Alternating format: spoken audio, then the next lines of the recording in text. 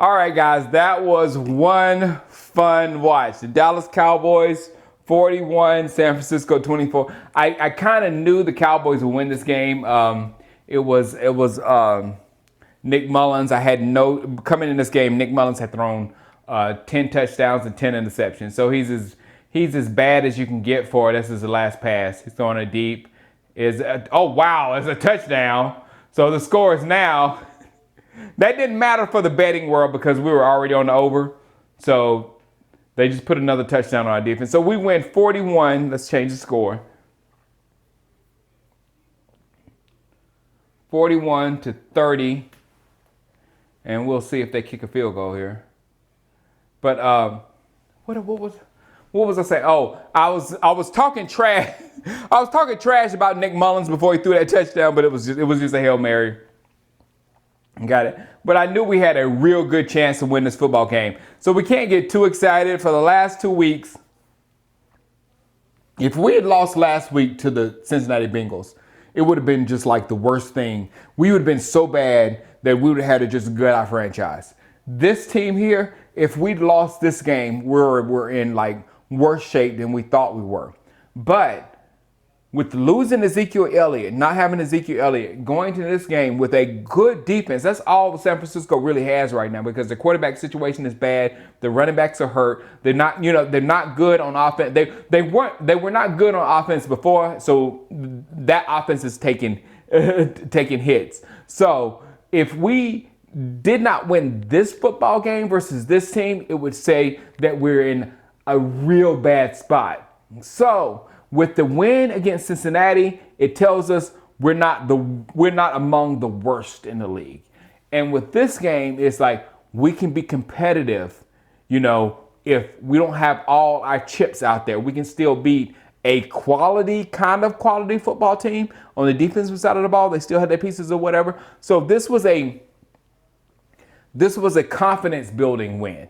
You know what I'm saying? It doesn't mean too much because San Francisco is not that good in the grand scheme of things, but it just tells you you're not worthy of that number 2 draft pick that some people want so bad. And I tell you something else about the draft. I was telling people in my live chat.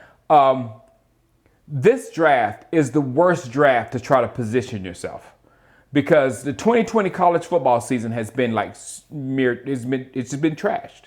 So a lot of teams not playing, a lot of players are not getting a shot, a lot of players, it's just like the only players are being elevated over others that actually had a shot, that actually got to put tape out. Then once you get below Trevor Lawrence at that number 1 pick, you really don't know what was going to fall. So like even last year with a quality draft year where they had quality scouting and everything, we were still able to get that monster CeeDee Lamb that you just saw right there. We were still able to get one of the best players in the draft at wherever we pick. I can't think where we're picking them right now. But in this draft, it's going to be like that even times 10 because it's going to be up to our scouting department to find the guys that we need for this football team out there because there's not going to be tape to rank people like they should be ranked or like they're normally ranked, I'd rather say, whatnot. So I would not worry about, oh man, we winning games to mess up our draft pick because more importantly, we're showing you, the world, that we're not as bad as you think we are. And if we get whatever way we go, if we bring Dak Prescott back or if we let Dak go and bring a young quarterback and spend money on our defense and all that kind of stuff, whatever tactic we take moving forward could be a winning tactic. It really could be. So that's what I'm taking away from it right now. And the only thing I think that we need to change is the defense coordinator. All right, bye. All right, guys. We'll holler at you later. That was a little stab, but we'll holler at you later. Peace out.